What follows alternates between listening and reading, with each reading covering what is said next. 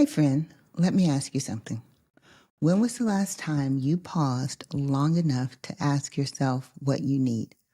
Not what everyone else expects, not what's on your to-do list, but what your heart is actually craving right now. Sometimes all it takes is the right question to shift your mindset. So today, I'm keeping it real simple and short and sharing 3 questions every woman over 50 should be asking herself right now. These are the questions that helped me reconnect with my purpose, rediscover my voice, and say yes to the woman that I'm becoming.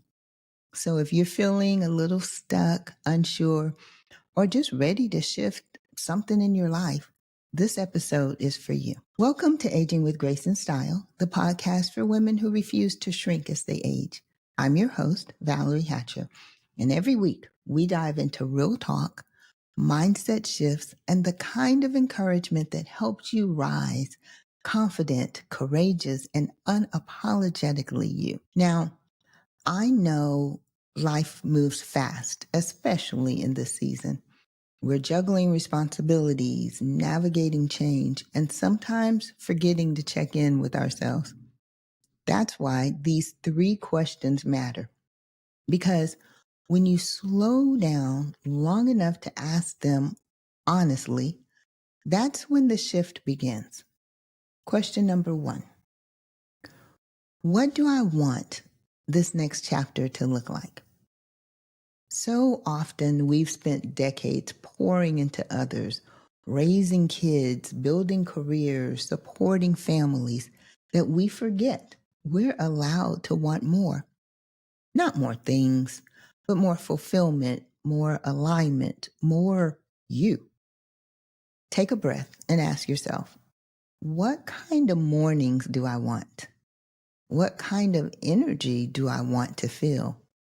What do I want to be surrounded by? Maybe you want to slow down. Maybe you want to write a book, travel solo, or go back to school. Whatever it is, it's valid. This chapter gets to look different, and actually, it should. Question 2. What small shifts can I make to feel better in my body and mind? At this stage, health isn't about chasing a number on the scale. It's about how you feel when you wake up in the morning. For me, I had to learn that wellness doesn't have to be extreme. It can be a 15-minute walk or swapping one processed meal for something fresh or choosing yoga or stillness instead of hustle.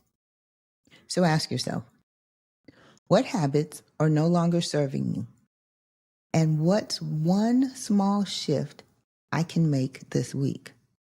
This isn't about perfection. It's about honoring yourself with grace. Question 3. Is it too late to start something new? The short answer, no, never. But let's be real. It feels scary. Maybe you've dreamed of launching something, sharing your story, or just simply learning something new, and you've wondered, who would even care? Am I too old to start now?